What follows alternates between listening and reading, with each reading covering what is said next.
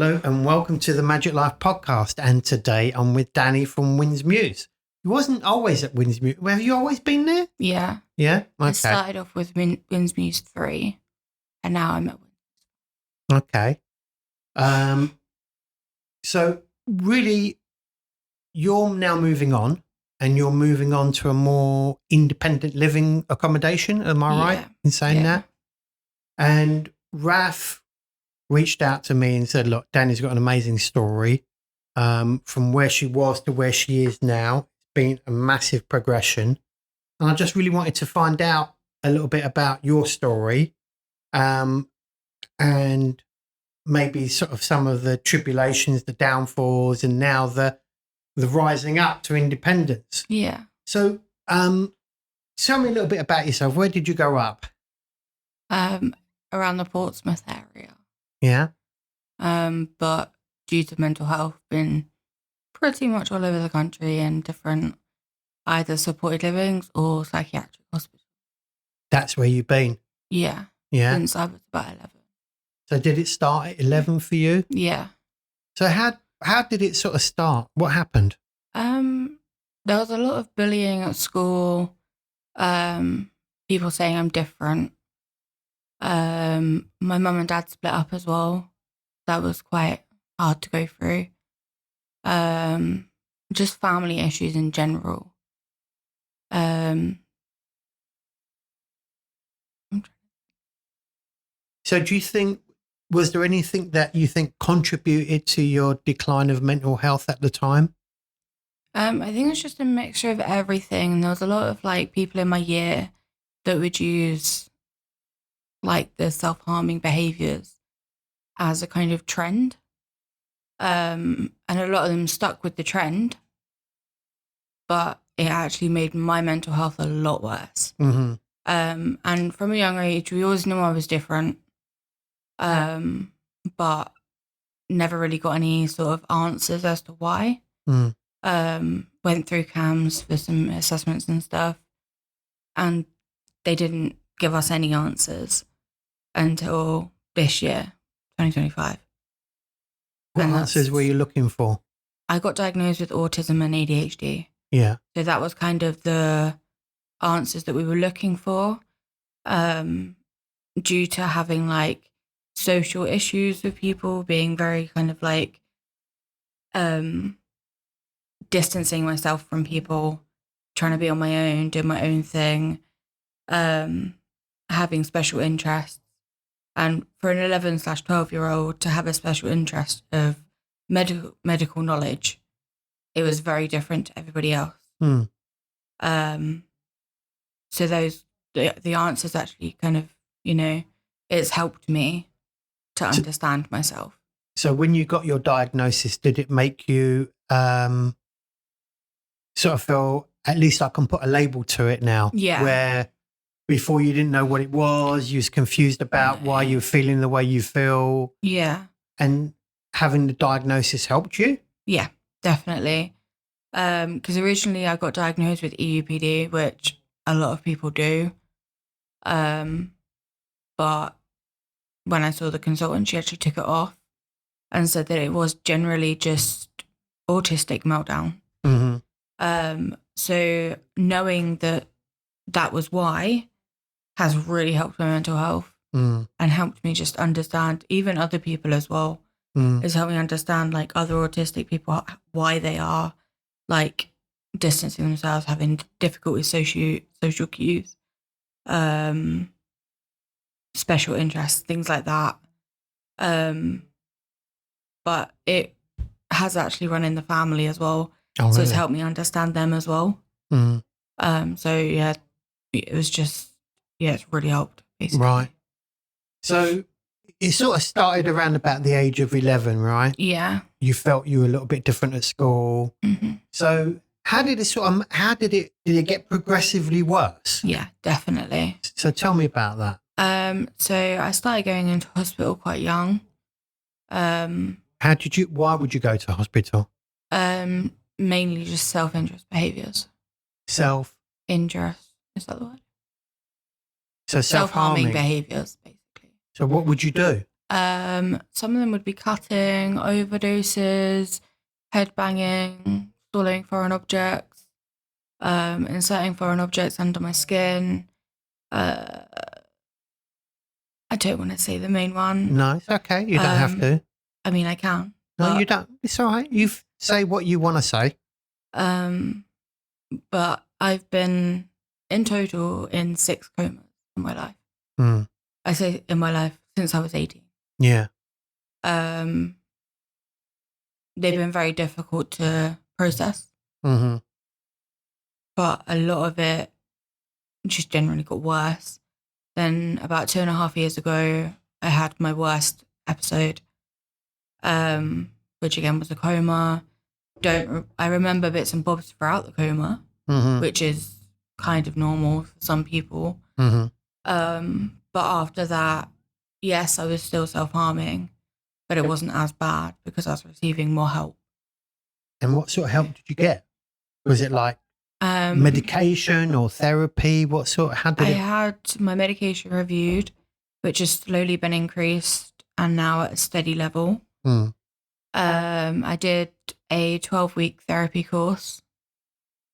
I can't really remember. And it was just the support of Wings Muse, really. Other than that. So before you came to Magic Life, were you at other homes?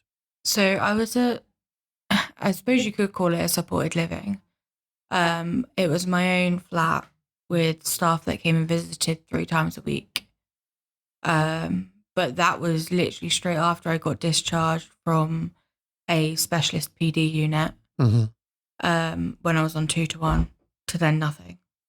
So we think that's kind of what's, triggered a really bad episode. So you came out of, let's say a hospital, you went into your own flat and you had some support. Yeah.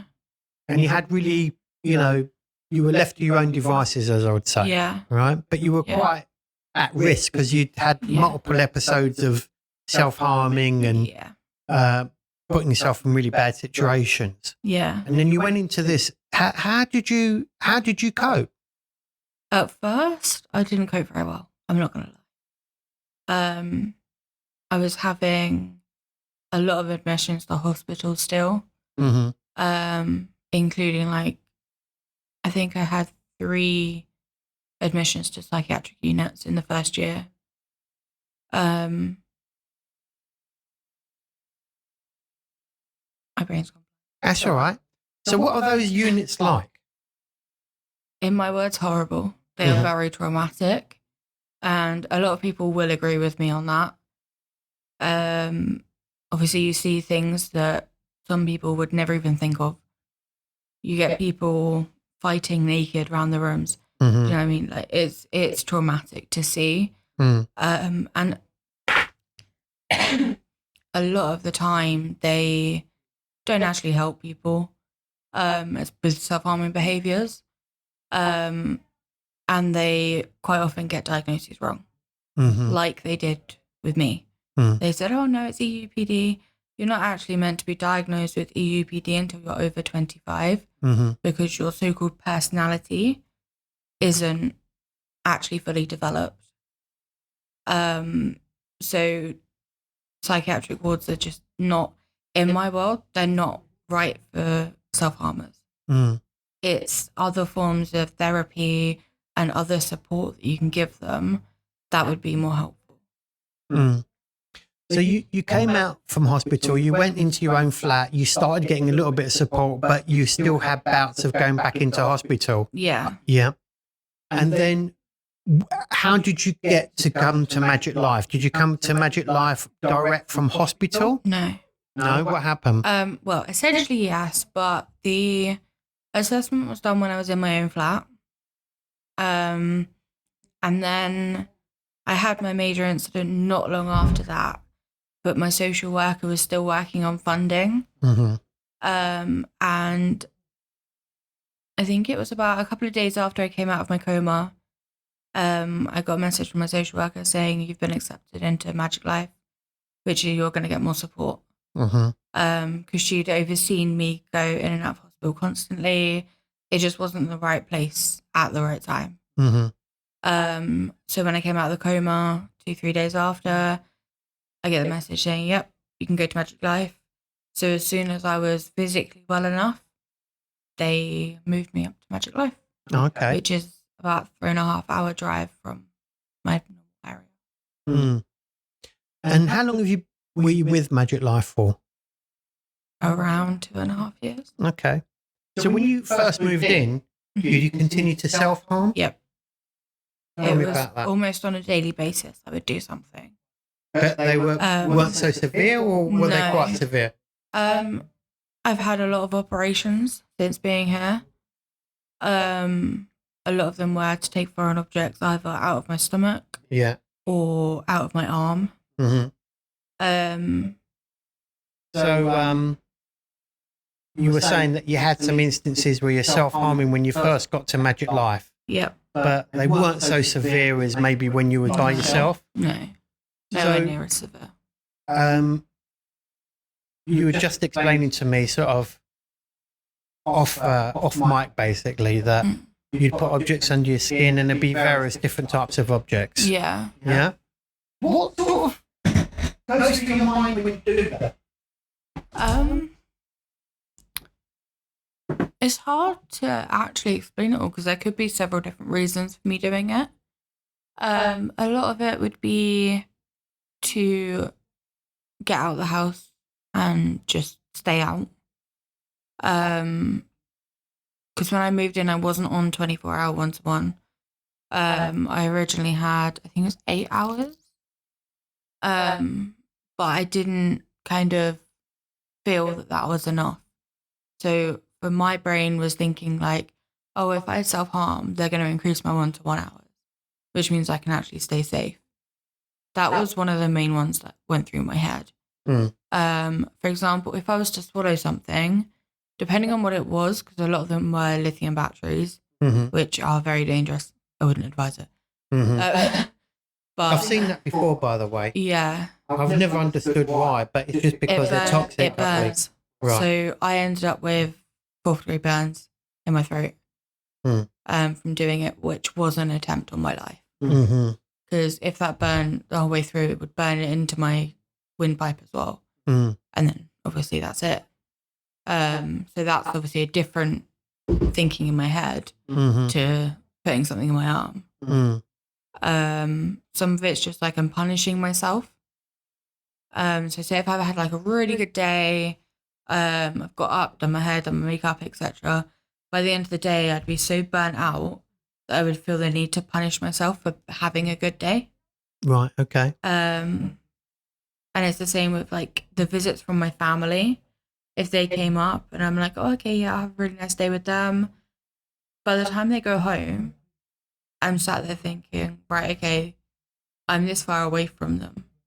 They're not going to know if I do anything. So it's kind of like a secretive measure as well from family. But we kind of came up with a routine for my family to come up every first Sunday of the month. And that would keep me safe. Knowing that, okay, I'm going to see them then. And that would kind of bring me back to, I don't need to self-harm. But other things in my head would be kind of, I don't like the staff that's working today. If I go to hospital, I get away from them. That, yeah. I think that's a mix of stuff, yeah. Right? I mean, sort of sounds like you get sort of a bit overloaded and then you try and escape and your brain sort of goes into like haywire. I mean, look, I can't really say because I've never experienced that. I'm only sort of adding it all up, you know, and, you know, I'm not trying to understand it. I just, you know, I ask maybe sometimes difficult questions so you can explain it. And sometimes people just don't know how to explain it. I did these things. I don't know why I did these things. Yeah, sometimes it's like that. You do something you don't know why you suffer. Like when you go into the hospital and they're like, oh, why did you do it? I don't actually know. Yeah. And then maybe you feel silly as well for saying that. You haven't got a reason for why you're doing it. Yeah, 100%. Yeah. So, Did you learn any sort of coping skills to start reducing your self-harming? What was the catalyst that started sort of you stopping doing the things that are obviously painful to yourself and harmful to yourself? Yeah, so there's like a few things that I kind of have to say that stopped the self-harming. So the first one would be when I had my therapy sessions, we were doing DBT skills. So what is DBT? What is that? DBT is dialectical behavioral therapy. And they use it a lot for people that self-harm. But I didn't want to do the whole course. It's a year-long course where you have group sessions and individual sessions. But you have to be mentally stable to do it, which I think defeats the whole object. I'm not going to. But instead of doing that, because I didn't think I'd be able to do it, and neither did my therapist.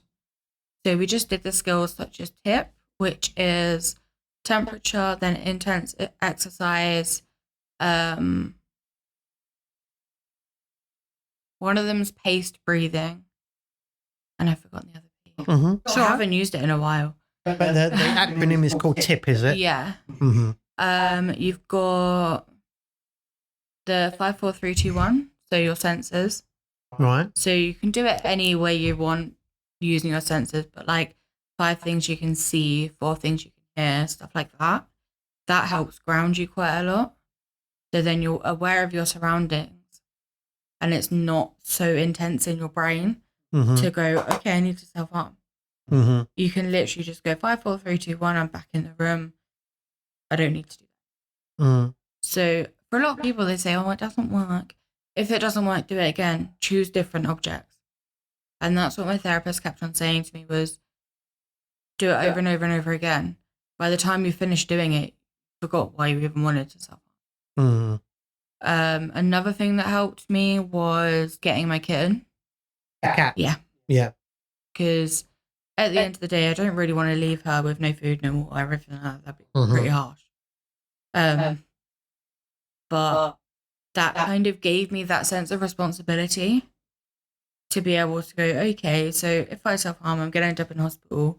There's a risk I could be sectioned, which means leaving my cat for even longer.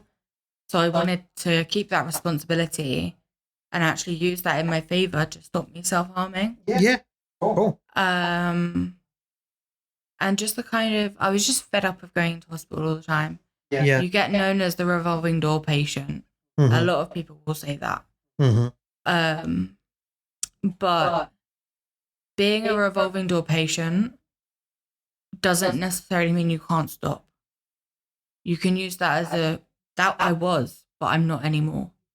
And that's kind of what helped me as well. Thinking that I don't want to be known as a revolving door patient. When I move, I'm going to be to a brand new hospital. I don't want to be known as a regular patient or a revolving door patient or anything like that. So that's kind of what's helped me as well. Yeah. Cool. I can't really think of much else. That's all right. How did Magic Life help you? So they increased my one-to-one hours from 8 or 10, I can't remember, to 24 hours a day. So at first I wasn't allowed to go out on my own. Right. So it kind of felt like I was in hospital, but I still had that freedom. Using that one-to-one in a positive way helped me more. And I did actually explain to them that if I was getting negative attention by the staff, I'm more likely to self-harm. If they give me positive attention, then I would be less likely to self-harm. So having that 24-hour one-to-one really did help. Giving them my zone cards. What's the zone card? I would have red, amber, green, blue. Right. So each of the cards would represent how I was feeling. So obviously red would be really bad. Yeah. Like I need to self-harm kind of bad. Then you've got yellow or amber, whichever one you want to call it, as I'm struggling, but I don't need to self-harm yet. Can I have some help? Green, good, we're all good, don't have any urges, blah, blah. And then blue, a lot of people don't use blue, but mine's I'm lethargic, I'm tired, I kind of just want to be in my own space at the moment. And yeah, so those 4 zone cards did actually help staff to understand me. So it was more the staff getting to know me a bit more and helping me with that 24-hour one-to-one. There was a few other things that, like, obviously having someone that I can just go, look, please, I need to go out. I need to go for a walk, but I don't want to go on my own. I had that person there to help me. Yeah. And it's just over time, I gradually got like certain hours off one-to-one, but not physically. So they would be in the house, but I could go out for, say, an hour on my own. So the decrease was actually really good for me, and not just a sudden haha bye. You know? Yeah. So yeah, definitely the 24-hour did help, and the staff are very good at encouraging you to, if you need to make a doctor's appointment, to help you, phone calls, stuff like that I really struggled with at first. I can now do on my own thanks to the staff helping me. So it was, yeah, definitely. That's good. Did you form any bonds with staff? Any particular staff that you felt more comfortable with, or were you happy talking to any staff? So still to this day, I don't trust agency staff. Okay. It's purely the fact that when I first moved in, there was a lot of agency staff that didn't know what they were doing. Yeah. Couldn't do medication, stuff like that. Getting my medication wrong when I was still in the office. So it kind of built up that I'm not going to trust anyone from that agency. Yeah. And over the past 2.5 years, there's been a lot of staff changes. Yeah. I think management have been definitely I can trust them. You mean Cheryl? Yes. And anyone else? I mean, Amanda, Hannah are both really good. Shamar was really good before she went on maternity leave. Yeah. Michael, I'm getting to know him, but because it's a man, it's very difficult. Yeah. Due to previous. Yeah. So yeah, pretty much all of management there have been really good. Obviously, the support from head office have also been really good. And it's kind of not many more of the staff that I would trust with a lot of things. But I knew that management, they started off making plans. As soon as I moved in, they were making support plans for me. There's been a few staff that have stayed from when I first moved in. It's like 2, maybe 3 of them. So I really trust them with everything. Some of the new staff are really good. But yeah, so my past experience is literally just agency staff that I didn't really trust. Yeah, fair enough. You don't know, do you? No, and it's just building a rapport with people. Yeah. And say if like there's a new member of staff that's just started as a permanent member of staff, I would kind of ask them to go through my support plans, go through when I wasn't in control of my meds.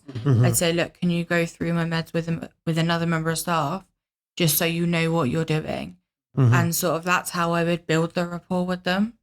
Sounds like you wanted to. You took control of your own health, your own security, if you like. You wanted to make sure you was on the right meds. Yeah. That you wanted them to understand you, so you encouraged them to read your support. Yeah. That's good. That's good. So then you started decreasing totally. I mean, you were harm-free for how long? Or how long have you been? That's past tense. How long have you been harm-free? 529 days currently. Good. So, yeah, that's enough. From doing it every day. Yeah. You feel proud of yourself? Yes. You was a bit hesitant. Why were you hesitant? It just doesn't feel real, to be honest with you. Why not? So when I moved into Magic Life, obviously Well, I'll rephrase that. Since I've been self-harming since I was 11, I could never get over a month. Never. And when I hit the month goal, I was like, oh, awesome. And then I felt like I needed to relapse again. But then when I didn't, I surprised myself. And looking back on that, it doesn't feel like it's been that long since I was self-harming. Mm-hmm. So from my head, it's just like, oh no, that's just the number. What's the number again? 529. So nearly 2 years, you could say. Yeah. If I put it into months, let me just work it out. What is it? That's 1 year, 5 months, and 11 days. Good, huh? Yeah. And you did that yourself? Yeah. You must be very proud. I'm trying to get you to say the words, I am proud of myself. I am proud of myself. It's excellent because you've done this. You've taken control. Yeah. And I think that's amazing. However you got there with whatever help you've done it. Yeah. And now I can see that you're keeping that as a diary, a calendar. Yeah. Every day. It's called, the app is actually called Sober. Right. So you can put, if you don't subscribe, Mm-hmm. you can get 2 subjects that you want to count, like how many days free you are. Yeah. So one of mine is self-harm and the other one is mental health inpatient free, Mm-hmm. which has been 1 year, 6 months and 16 days. I really advise people to use this app to track how long you've been. Mm-hmm. Because if you do relapse, you can reset it.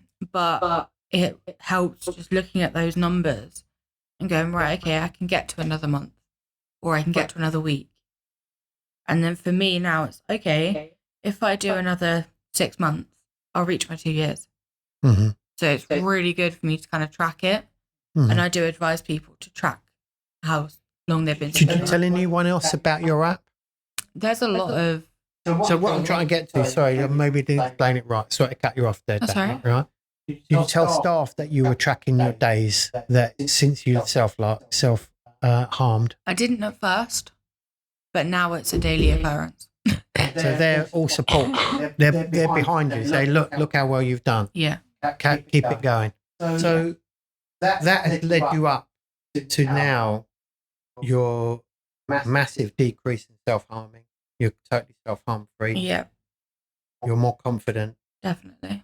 Your social workers have seen the change in you. Yeah. And said you're now ready for your next part of your life. Yep. Of more independence and self-control. Yeah. So you're leaving Magic Life. You're going back to Farnborough. You're going to another unit, but it's more independent. Yeah. And so, what's your goal? Where do you see yourself going from? So my main goal is to get my own place again. Mm-hmm. So like completely my own. Mm-hmm. Currently studying with Open University. So my aim is to get through that as well. Mm-hmm. What are you studying? Psychology. Okay. So I have quite a lot of goals, but the main one is to get through the system. So my supported living on the one I'm moving to. Mm-hmm. Get through that, and then hopefully from there be in my own independent place without staff. Mm-hmm. Yeah, that's pretty much my main goal, is to be in a place where I don't have to have staff there anymore. Yeah. I don't think that's going to be too far away. No. My social worker doesn't think it would be that far. Yeah. Just by how well I'm doing at the moment. Yeah. If it continues, it shouldn't be. Yeah. And what about work? Have you got any aspirations to work? So at the moment, no. Mm-hmm. Not because I don't choose to. Mm-hmm. Where I'm studying at the moment, that takes up a lot of my days. Mm-hmm. So I do about 4 hours a day of studying. Mm-hmm. Once I've done that, I'm on my second year now. So once I've done my third year and completed it, got the qualifications, then I'm looking into going through probably NHS first as an assistant psychologist, Mm-hmm. and then hopefully doing my doctorate and and everything else I need to do before then. Mm-hmm. And then obviously being a psychologist Mm-hmm. and helping other people who have gone through what I've been through. Mm-hmm. So, So if I could give you a magic wand and fast forward, let's say 7-8 years, what would be, and you had no limitations, your ideal setup would be you have your own place, you're in a great job, you're doing psychology, helping other people get through what you went through. Yes. Excellent. Got a goal, got a plan in place. Yeah. One of the things I would say is if you don't agree with your current diagnosis and you have an idea on what it could be, I would push to get it. Because I pushed and pushed for years. And I actually had to go private to get my autism diagnosis. But I pushed for it. I got the answers. And that helped me massively. So I would say that if you do think that you've got the wrong diagnosis, I would push for reasons why they think you're diagnosed with that. And if you have an idea on what it is, explain to them why, and then push for it. Another one would be if you basically just have to believe in yourself. If you don't trust yourself, you'll get nowhere. So I think trust is a good one as well. And obviously, if you've got support, I would urge people to accept that support because a lot of people don't get that. So if you are getting that support, that would be amazing. But you need to urge for them to get a good rapport with them and explain things to them. Don't hide things. So that would be another. What would you say to yourself, Danny, where you're sitting right now, to the Danny of, let's say, 12, 13 years old? What would you say to her? Knowing what you know now. That's a hard question. Things do get better. And I know everyone says, oh, there's a light at the end of the tunnel. Go for it. Run towards that light. Not in a death way. Don't look at the light if you're dying. But if you're at the beginning of your journey, just push it and push it and push it, and you will get somewhere. If you get offered therapy, take it. What's the worst that can happen? The worst that can happen is it doesn't help and you're back at square one. Yeah. But the best thing that could happen, you accept that, you do the therapy, and you are self-harm free. Even when I used to be an alcoholic, when I was 18, 19, I didn't accept the help. But when I did, it was worth it. Yeah. So, again, push for that therapy or any type of support you need. Just push for it. Yeah. Good. Yeah. Bit of a journey. Would you have changed the journey that you've been on? No. It's taught me a lot in life. The only thing I regret is not being able to work properly from a young age. But that can change, right? Yeah. I mean, when I was in college, I can't remember which year it was, I did a job with children with disabilities, mainly learning difficulties, but we did have wheelchair users as well. It was literally just a respite, like play day thing during the Easter and summer holidays. But it was so rewarding to see those children progress. And that progression now and my progression have both built up. And it's, yeah. Good, Danny. So you got a platform. You want to say thank you to anyone in particular? Everyone I think just everyone working at Winsmews is a massive thank you to them. And Cheryl, even though she doesn't work as close to us as the support workers do, she does a lot behind the scenes. And I don't think she knows how well she's done with everyone. And even with me, she stuck with it and she pushed for me to progress. Even though she wasn't my one-to-one or anything like that, she's done a lot, and I don't think she knows how well she's done. Yeah. Danny, thank you very much. Thank you.